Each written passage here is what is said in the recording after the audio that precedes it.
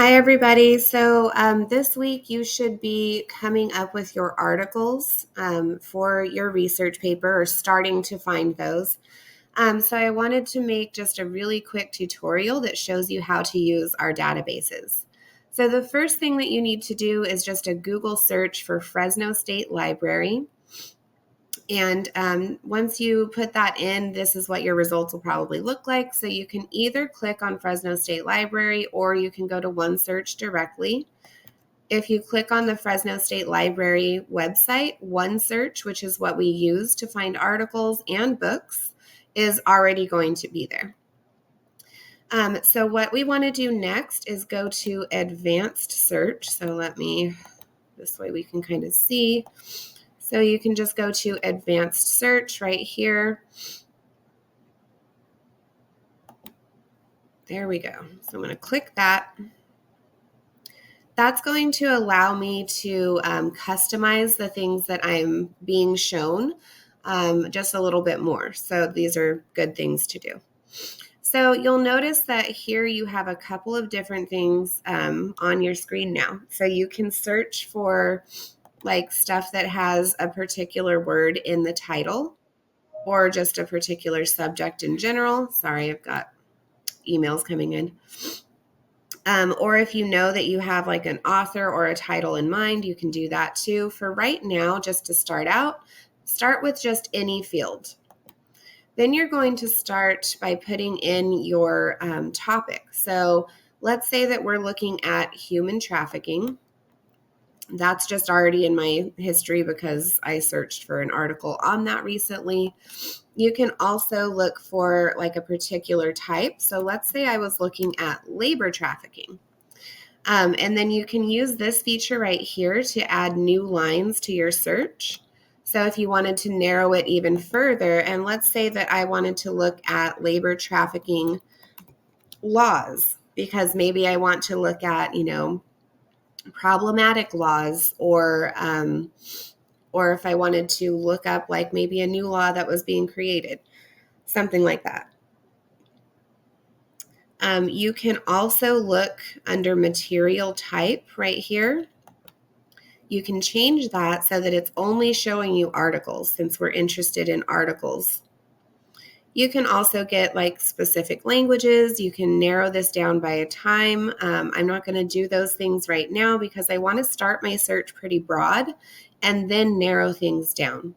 So let's see what this gives me.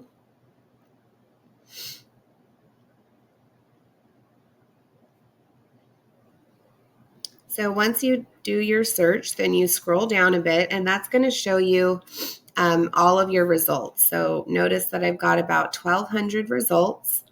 Now the next thing that I want to do is over here on this left side, there are some things that I can click to make sure that I only have a full text article, because if you don't click that button, then you might end up with like an abstract or something like that. So once you have your search results, it's really important to click that button and then also click peer-reviewed journals. So that's how I make sure I'm getting a scholarly source. Once those things are both clicked, then I also want to go and click apply filters. And that's going to take my 1,200 or so results, and it's going to make sure that those results are kind of narrowed down. And now I only am going to see those peer-reviewed ones and articles that I can actually access the full text, okay? So now you'll notice that my filters are showing up right here. So I know it's full text online and peer-reviewed journals. So now I can look, and it also dropped things down from 1,200 to like 800 and something, which is better, right?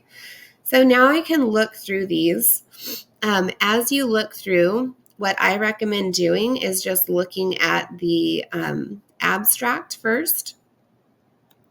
So you can see like a really small snippet here, but if you click, it'll give you an abstract or some notes about the text. Ooh, there we go. So this is an abstract or notes section. Before you start reading the whole article, you should just check out the notes and see what it's about overall, and try to decide if it's worth your time to like look into it and see if you want to use that article, or if it's like really off topic and it's not what you're looking for. So let's say that I was going to go ahead and look at this article a little bit more closely. The notes section maybe looks promising, and I'm like, yeah, I want to get that article and, read it over. What all of these things are is this is showing me all of the different places where this article is available. So let's start with just the first one. So I'm going to click there, and it'll take me to that article. So there's a bunch of stuff going on this screen. What I want to look for is the full text PDF, which is this right here. So it's showing me the PDF. I can read this quick overview and see if it looks promising. If so, then great. So the next thing that I'm going to do is I need to download this article. Now, depending on where you get your article, because all of these are kind of like magazines, right? These are different journals. And so everyone is just a little bit different. So where this download button is different for each one, right? So in this case, because we're looking at JustStore, this is the download button. So I'm going to download that and then save the PDF. And then I would go ahead and, read it, annotate it, and then continue looking for another article. So once you find a button that allows you to download the PDF, make sure that you save it somewhere where you can easily access it. Email it to yourself if you're not on your own computer, for example. And that's how you're going to make sure that you have the full text PDF. So that's one article. Now, if I wanted to go back and find a different one, I'm going to click back over to where I was. So when you open up a new article, it's probably going to open in a new tab, right? Which is what we have over here. So when you click on this X button, that's how I'm going to get back to my results. Okay, so then I could keep going and find a different one and look, for that particular article. So let's say I was looking at this one. Remember, I'm going to click here, and then I'm going to look for where I can get the PDF. So it'll say full text availability. This one, it looks like, is right here, or they also have it in print in our library. So it's up to you how you want to get that. I would prefer the online PDF instead of a print version.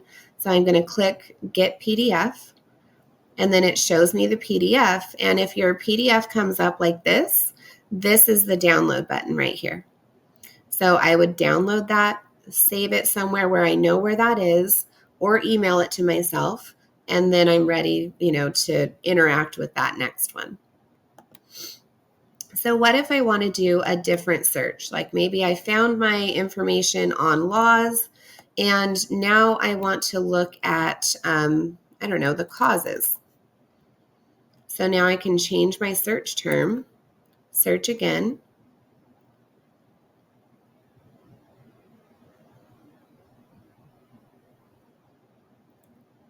And I have to go and refine my results again. So every time you put in a new search term and do a new search, you have to go back and click these buttons again. So remember that we always want our full text, we want peer reviewed, and then we have to apply those filters. So then I'm going to go down here. And let's say that this one looks interesting. I'm going to click on the title. Look at the notes. Make sure that it looks like something I want to investigate a little bit further. And then I'm going to look at the full text availability, and it looks like I can get the article either here or here, because sometimes these links won't work. So if something is broken and this one doesn't work, I would just come back here and try that one. So let's try the first one, see how it goes.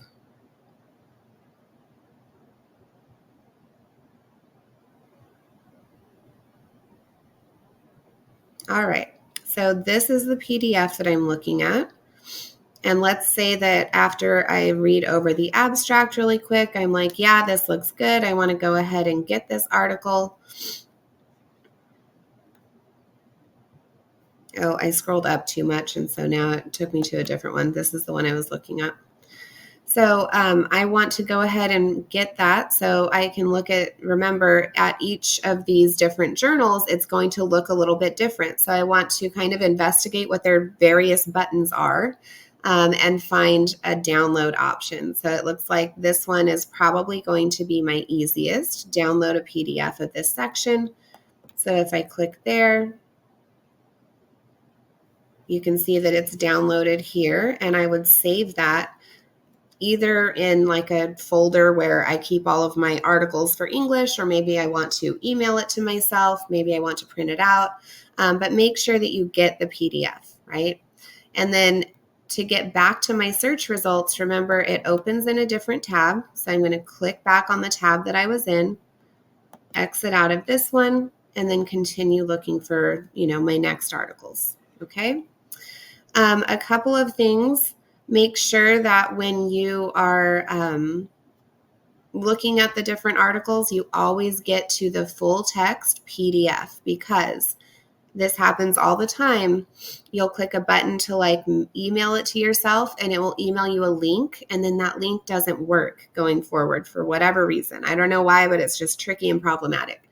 So always get the full text PDF, download it onto your device, and then email it to yourself, as an attachment. Okay.